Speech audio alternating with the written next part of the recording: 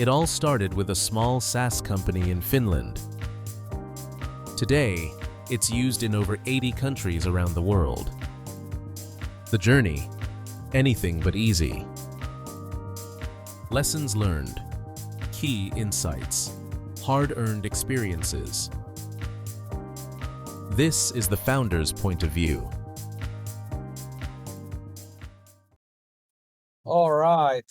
Welcome to Founder's Point of View. And in this episode, we will talk about the importance of sales. When you after founding a company. Exactly.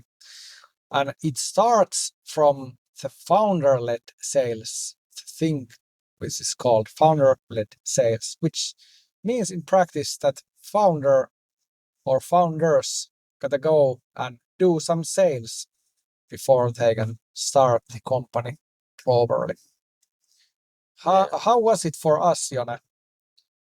And when we started our company, I had some experience of selling different kind of things, of course, because I had been an entrepreneur 5 years, maybe 6 years. Of course, most of my cases and customers before that, they had come in through inbound methods, through recommendations of my past clients. And I hadn't done any outbound sales before, but I had worked with active sales organizations a lot, and I had seen that how to do very effective sales and what is the process, what is typical good outbound process to acquire new clients, what are the steps from pure cold to the hot lead, and from hot lead to the closed client. And I had seen those processes, and I had that process in my mind, and I believe that we can follow that process. Of course, when you don't have any references, any cases, and anything, but you can show when outreaching potential clients, the most important thing is to get the first logos and the first clients, and you need to get them with any price. Yeah. Even you need to be even ready to pay for the client that that you can get the first cases, because when you are starting from zero, the first cases and the first logos, after you are able to get them, the value of your company and the future of your company is much higher and much better, many times better than it was before that. Yeah, I agree that 100%.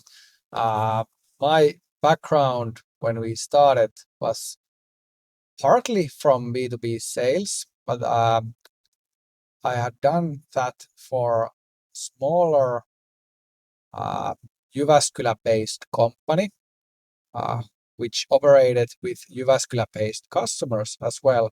So the reputation and the brand for that company was like good and highly recognized here in Jyväskylä. So it was relatively easy to call any company here and ask for a meeting and so on.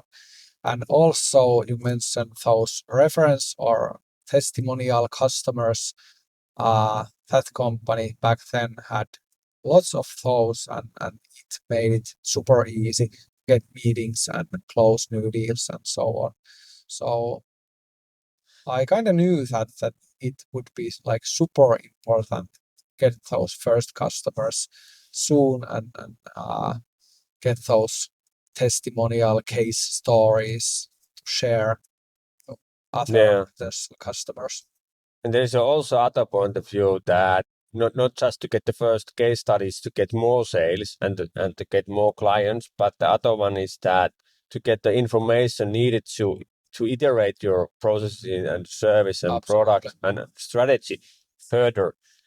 And if you are doing that as a founder, you will miss the most important information needed for the future. That's so true. And when we started, it was like we have told, it was like company producing video testimonials and articles taking for those and so on. But our like the first core idea was to produce those articles, right? But it iterated quite quickly to those testimonial videos, which became our like main product pretty soon. That is actually true, yes. But for that iteration, we needed first customers telling us that, hey, these articles are fine, but we still need, we want videos.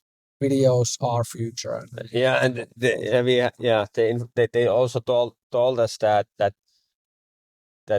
they see that they don't have any solution for the videos, and that would be interesting to test that video producing and those testimonial videos. Yeah, of course. Okay, so how about in practice when you start doing this founder-led approach? You will call to your existing contacts, of course, and send them LinkedIn messages and so on. What else? I think that you should, all the founders should check all the relatives and all the people around you and try to have some trials, pilots, everything with them. If you are doing B2B business, all the logos are very important. But one thing, if you are, for example, building a service or a product, some specific vertical, so for example, it can be your industry or some kind of ecosystem area in P2P sector, and you want to serve that sector well, you should try to get the biggest logo from that sector to your client with any price, and start to outreach those companies who are the companies who other companies are following in that sector. Because if you are able to get that, even do some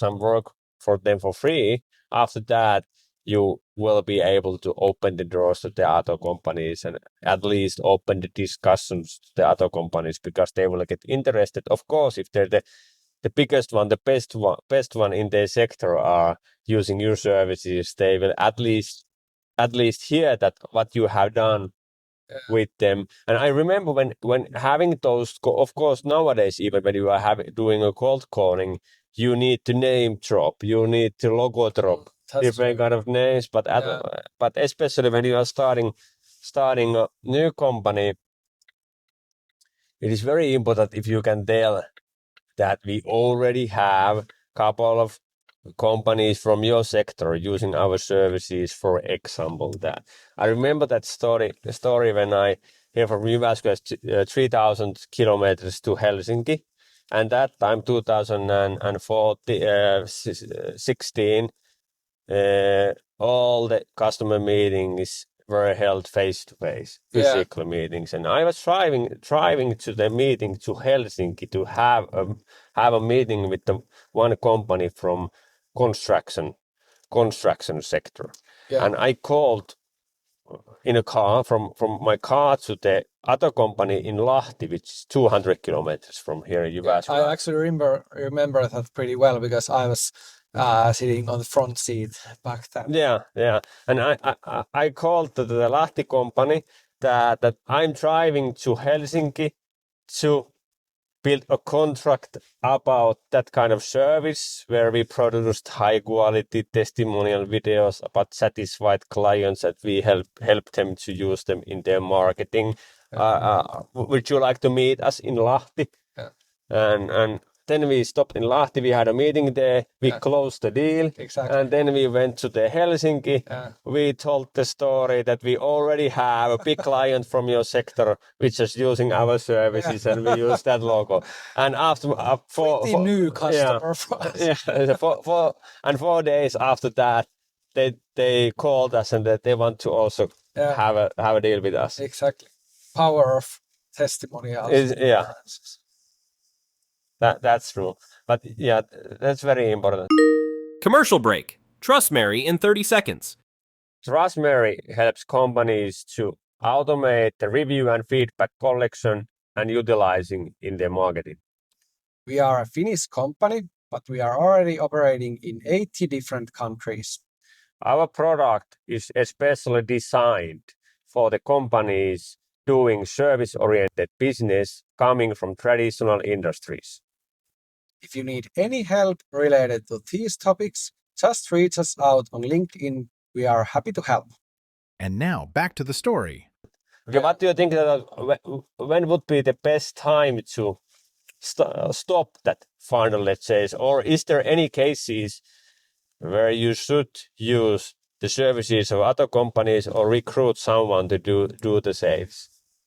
Yeah, at least you have to have something to scale before you start hiring like external salespeople or salespeople in addition to yourself.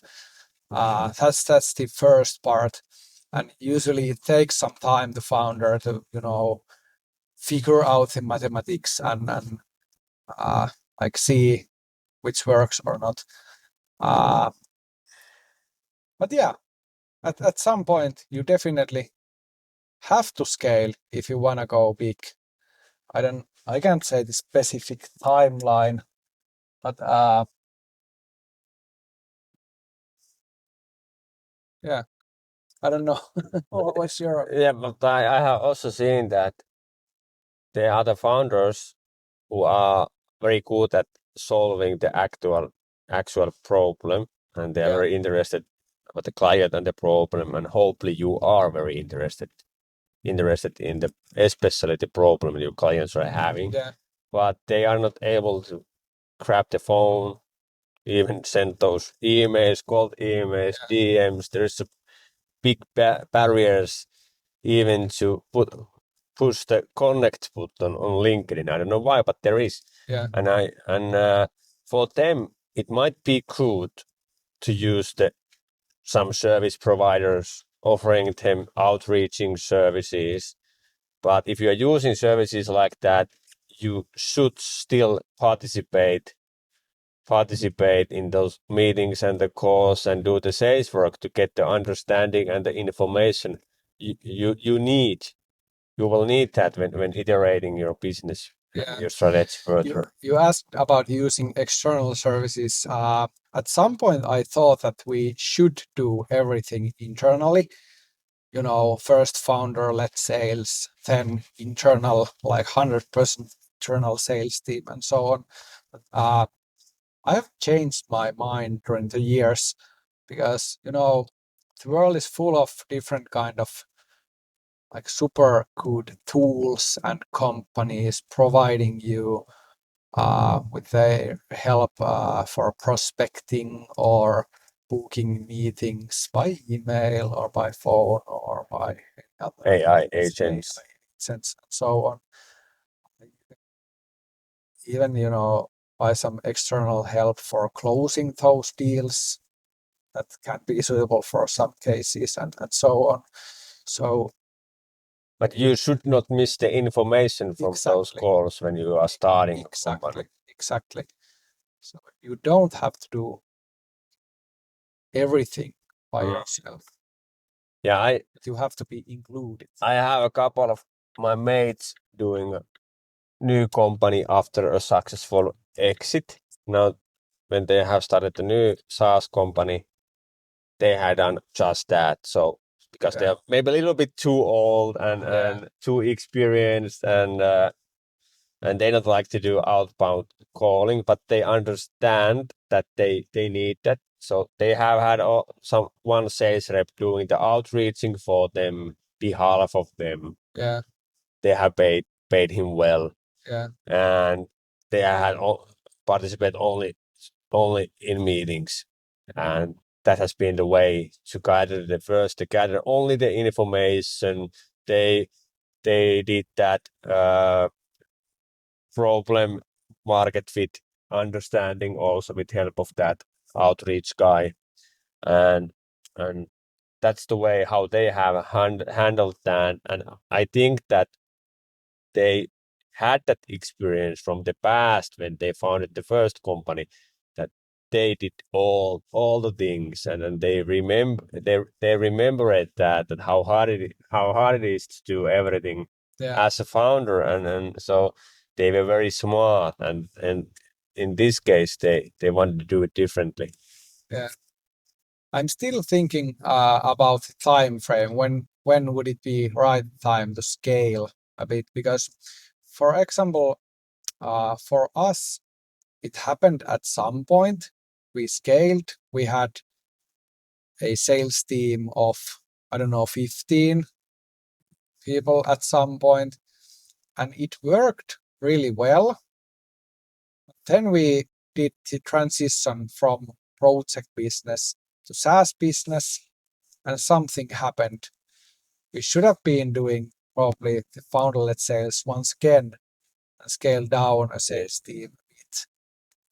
Because it was like almost like starting from the scratch, but we like kind of thought that because we already have the sales team, we can just implement the same team to another product and start immediately like performing in a good level. I remember that we tried to separate that sales team, that not everyone. Yeah, that's true. Yeah.